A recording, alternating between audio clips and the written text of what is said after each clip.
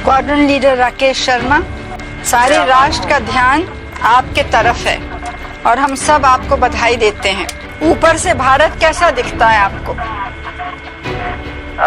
जी, मैं बगैर किसी झिझक के कह सकता हूँ कि सारे जहां से अच्छा। और अब 41 साल बाद द एक्सियम 4 मिशन के साथ India enters the ISS era, group captain Shubhanshu Shukla. आपके प्यार और आशीर्वाद से सुरक्षित मैं इंटरनेशनल स्पेस स्टेशन पे पहुंच चुका हूं और बहुत आसान दिख रहा है यहाँ खड़े होना, लेकिन थोड़ा सा मुश्किल है, थोड़ा सा सर भारी है, थोड़ी तकलीफ हो रही है। मैं बहुत उत्साहित हूँ और मैं अपने शोल्डर पे अपना तिरंगा जो मैं लेके चल रहा हूँ। जय हिंद, जय भारत। आज इंडिया की स्पेस मिशंस की पोजीशन सप्लायर से लेकर सुपर पावर तक देखी जा रही है। अब स्पेस की यात्रा सिर्फ लो कॉस्ट लॉन्चेस तक सीमित नहीं रही इस मैन्ड मिशन के साथ। India's space agency launched its first space mission to study the sun. It comes less than 2 weeks after their successful landing on the moon's south pole. और India अब बदल रहा है, सर्विस प्रोवाइडर से लेकर space leader तक, cost effective से लेकर टेक्नोलॉजिकली एडवांस तक, ऑब्जर्वर से लेकर इन्फ्लुएंसर तक। हमने मार्स मिशन किया। अमेरिका में हॉलीवुड की जो फिल्म बनती है, हॉलीवुड की फिल्म का जो खर्चा होता है उससे भी कम खर्चे में भारत के वैज्ञानिकों ने, साइंटिस्टों ने, टेक्नीशियनों ने मार्स मिशन का खर्चे कम खर्चे में पूरा किया। इंडिया बन गया है चौथा देश जो अपना नागरिक ISS यानी इंटरनेशनल स्पेस स्टेशन तक भेज रहा है। इससे भारत की पहचान कमर्शियल स्पेस इकोनॉमी में मजबूत हुई है और ये बनाता है एक स्ट्रॉन्ग फाउंडेशन फ्यूचर के लिए चंद्रयान, मंगलयान 2 आगे चलकर इंटरप्लेनेटरी ट्रैवल के लिए भी। आज के ग्लोबल दौर में जहां स्पेस का मतलब है डिफेंस, डिप्लोमेसी, डेवलपमेंट, वहां इंडिया की बढ़ती ताकत शांत क्रांति यानी क्वाइट रेवोल्यूशन बन चुकी है। और अब 41 साल बाद द एक्सियम 4 मिशन के साथ India enters the ISS era, group captain Shubhanshu Shukla, जो कि इसरो और इंडियन एयरफोर्स द्वारा सेलेक्ट और ट्रेन किए गए हैं, पहुंच चुके हैं ISS यानी इंटरनेशनल स्पेस स्टेशन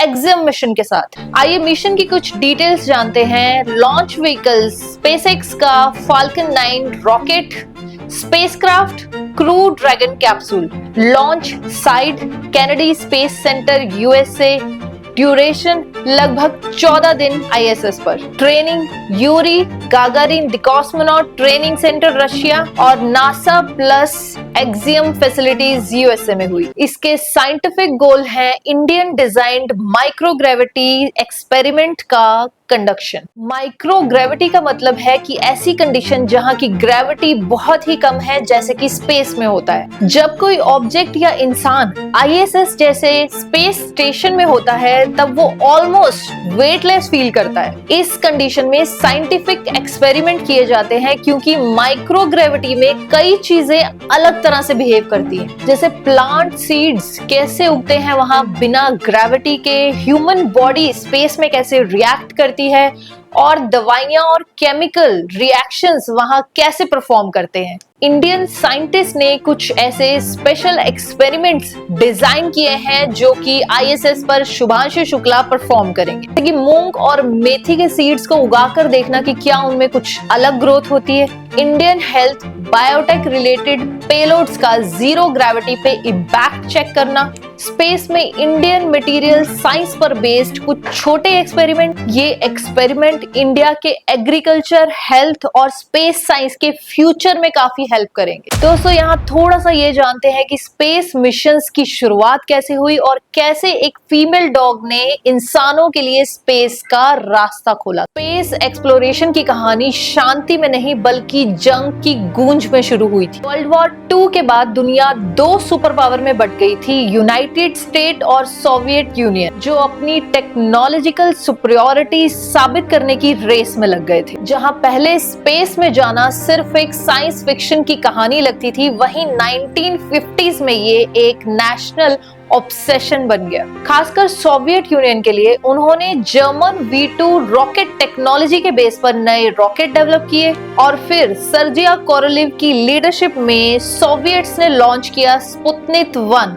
4 अक्टूबर 1957 को एक छोटी सी पॉलिश्ड मेटल बॉल जिसमें 4 लंबी एंटीनास थी और उसने स्पेस से सिर्फ एक साउंड भेजा, बीप बीप। लेकिन इस छोटे से बीप ने अमेरिका की नींद उड़ा दी। ये सिर्फ एक सैटेलाइट नहीं था, ये एक चैलेंज था। और दोस्तों यहीं से शुरू हुई स्पेस रेस। अब सवाल था कौन एक जिंदा प्राणी और बाद में एक इंसान स्पेस में भेजेगा, और जवाब सिर्फ 2 महीने बाद ही मिल गया। 3 नवंबर 1957 को सोवियट्स ने लॉन्च किया स्पुतनिक 2, जिसमें था एक डॉग, उसका नाम था लाइका। लाइका कोई खास ब्रीड नहीं थी, उसे मॉस्को की गलियों से उठाया गया था। उसकी हिम्मत और सहनशीलता के चलते उसे चुना गया था और वो बन गई थी पहली जिंदा प्राणी जिसने पृथ्वी का ऑर्बिट किया था। लेकिन ये सफर सिर्फ एक तरफ का था। उस समय कोई भी ऐसी टेक्नोलॉजी नहीं थी जो उसे जिंदा वापस ला पाती। लाइका कुछ घंटों तक जिंदा रही और फिर ओवरहीटिंग और स्ट्रेस के कारण उसकी मौत हो गई। सच दुनिया को बहुत सालों बाद पता चला। ये मिशन ट्रैजिक जरूर था, लेकिन लाइका ने साइंटिस्ट को बहुत इंपॉर्टेंट डाटा दिया कि एक लिविंग बॉडी स्पेस में वेटलेसनेस और मेंटल प्रेशर के सामने कैसे रिएक्ट करती है। आज भी लाइका का नाम लिया जाता है, पर एक पायनियर के रूप में नहीं, एक मार्टायर और प्रोग्रेस के रूप में। और फिर कुछ ही सालों बाद 12 अप्रैल 1961 में सोवियट्स ने एक बार फिर दुनिया को हिलाकर रख दिया। यूरी गागारिन सिर्फ 27 साल के कॉस्मोनॉट बन गए पहले इंसान जो स्पेस में गए वोस्टॉक 1 स्पेसक्राफ्ट में बैठे। जब उन्होंने लॉन्च के दौरान कहा पॉयखली यानी चलिए चलते हैं, तो वो सिर्फ एक शब्द नहीं था, वो एक सिग्नल था कि इंसानियत ने आसमान को पार कर लिया है। वो मोमेंट दुनिया के लिए एक ऐतिहासिक कदम था जब पहली बार एक इंसान ने पृथ्वी के बाहर का अनुभव किया। और फिर 3 अप्रैल 1984 को इंडिया ने सितारों पे अपना नाम लिख दिया। Rakesh Sharma first Indian in space बैठ गए सोवियत स्पेसक्राफ्ट सोयूज T11 में लॉन्च हुआ बाइकोनूर कॉस्मोड्रोम से। दोस्तों उस समय इंडिया के पास अपने एस्ट्रोनॉट भेजने की कैपेबिलिटी नहीं थी, लेकिन इंडो सोवियत स्पेस कोलैबोरेशन के माध्यम से यह सपना पूरा हुआ। मिस्टर राकेश शर्मा ने करीब 7 दिन गुजारे सैल्यूट 7 स्पेस स्टेशन पर। वहां उन्होंने कई साइंटिफिक एक्सपेरिमेंट किए, जीरो ग्रेविटी में अडेप्ट किया और भारत से लगातार कम्युनिकेशन बनाए रखा। सबसे यादगार पल तब आया जब उनका पहला वीडियो इंटरैक्शन हुआ भारत के साथ। झिझक के कह सकता हूँ कि सारे जहां से अच्छा।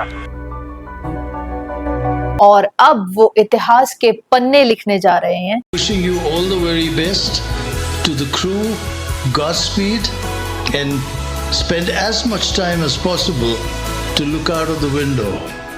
Have a fun time, guys.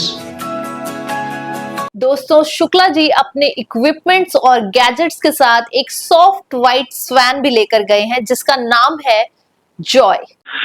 Joy is floating with us all over the capsule, so sometimes we have to find him and her here with us.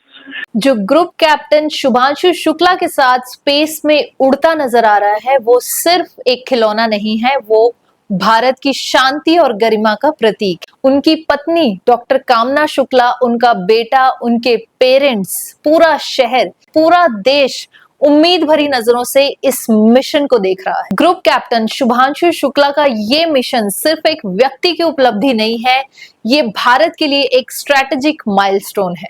Shubhanshu, Chandrayaan की सफलता के बाद देश के बच्चों में, युवाओं में विज्ञान को लेकर एक नई रुचि पैदा हुई। अंतरिक्ष को एक्सप्लोर करने का जज्बा बढ़ा। अब आपकी ये ऐतिहासिक यात्रा उस संकल्प को और मजबूती दे रही है। आज बच्चे सिर्फ आसमान नहीं देखते, वे यह सोचते हैं मैं भी वहां पहुंच सकता हूं। यही सोच, यही भावना हमारे भविष्य के स्पेस मिशंस की असली बुनियाद है। दोस्तों ये क्यों मायने रखता है? Global space collaboration. इंडिया अब यूएसए, जापान, कनाडा जैसे देशों के साथ मैन्ड स्पेस मिशंस में पार्टनरशिप कर रहा है, खासकर स्पेसएक्स और नासा के साथ। और सेकंड, गगनयान की तैयारी। AX4 मिशन से इसरो को मिलेगा valuable experience, crew support, space medicine और ISS प्रोटोकॉल्स जैसे एरियाज में। ये सब फ्यूचर के गगनयान मिशन को सेफ और सक्सेसफुल बनाने में हेल्प करेगा। देश के लिए साइंस, इंटरनेशनल स्पेस स्टेशन में होने वाले एक्सपेरिमेंट से इंडिया की बायोटेक्नोलॉजी और एग्रीकल्चर को एक नई रफ्तार मिलेगी। अब भारत दुनिया से ये कह रहा है कि हम सिर्फ दूसरों के रॉकेट लॉन्च करने वाले नहीं हैं, अब भारत खुद एक कंप्लीट स्पेस पावर बनने जा रहा है। अगर आप सबको ये वीडियो अच्छी लगी हो तो लाइक, शेयर, सब्सक्राइब करना बिल्कुल ना भूलिएगा। जय हिंद, जय भारत।